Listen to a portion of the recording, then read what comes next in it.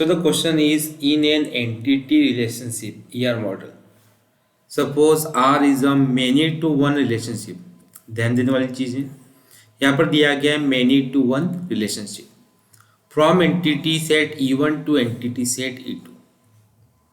Assume that E1 and E2 participate totally. एक और point यहाँ पर क्या है, participate totally in R, and that the cardinality of E1 is greater than the cardinality of E2. Now the question is, which one of the following is true about R? 4 options हमको यहाँ पर दिए गए हैं. तो पहले हम question को समझ लेते हैं, क्वेश्चन में दिया क्या गया है. Okay, entity set E1 to entity set E2. Okay, हमने यहाँ पर एक एंटिटी ले ली जिसका नाम है E1. हमने यहाँ पर एक और एंटिटी ले ली जिसका नाम है E2. बीच में एक रिलेशन दे दिया R. ओके, अब यहाँ पर क्या बोला गया है, पार्टिसिपेट टोटली, मीन्स यहाँ पर टोटल पार्टिसिपेशन है. ओके, दोनों तरफ की बात है ये, यहाँ पर टोटल पार्टिसिपेशन हो रहा है. ओके,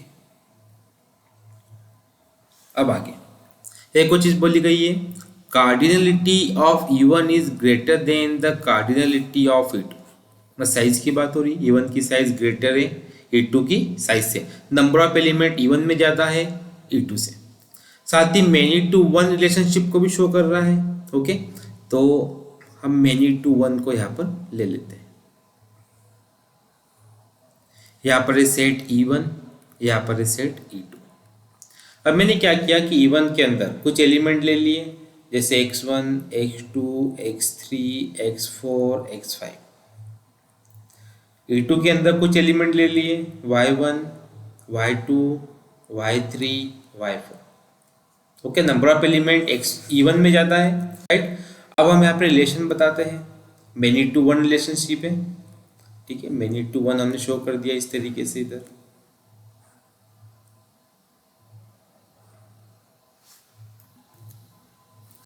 अब हम ऑप्शन को देखते हैं. यदि हम ऑप्शन नंबर 1 को देखें, every entity in E1 is associated with exactly one entity in E2. बिल्कुल सही है. x1 y1 से, x2 भी y1 से, x3 भी y2 से, y4 y3 से, y5 y4 से. ओके, इनका एसोसिएशन क्या है, with exactly one entity in E2. देखिए मैनी टू वन है. अगर मान लो ऐसा होता कि जो x1 है वो y1 से भी एसोसिएट होता और y2 से भी एसोसिएट होता, इस केस में जो ऑप्शन 1 है वो इनकरेक्ट होता. लेकिन अभी जो कंडीशन हमारे सामने है उसके अकॉर्डिंग जो ऑप्शन 1 है वो बिल्कुल करेक्ट है. Now option 2, some entity in E1 is associated with more than one entity in E2. अभी हम ऑप्शन 2 को देखें तो, some entity in E1 is associated with more than one entity in E2. तो ये इनकरेक्ट है. अभी वही बात हो रही है जब हमने डिस्कस किया था, some entity in E1 like x1 is associated more than one entity in E2. ऐसा तो कुछ है ही नहीं. ओके, नाउ थर्ड पॉइंट को देखते हैं, every entity in E2 is associated with exactly one entity in E1. यदि हम यहाँ पे देखें एवरी एंटिटी इन E2, तो ये भी इनकरेक्ट है. हम यहाँ पे क्या बोला गया है कि every entity in E2 is associated with exactly one entity in E1. तो ऐसा नहीं है. अगर मैं y1 की बात करूँ तो y1 x1 से भी एसोसिएटेड है, y1 x2 से भी एसोसिएटेड है, क्योंकि रिलेशनशिप हमारे पास में क्या है, many to one. Now fourth option, every entity in E2 is associated with at most one entity in E1. At most one entity in E1, तो ये भी क्या है, इनकरेक्ट है. एग्जाम्पल y1 के लिए लेते हैं, x1 से भी एसोसिएटेड है और x2 से भी एसोसिएटेड है.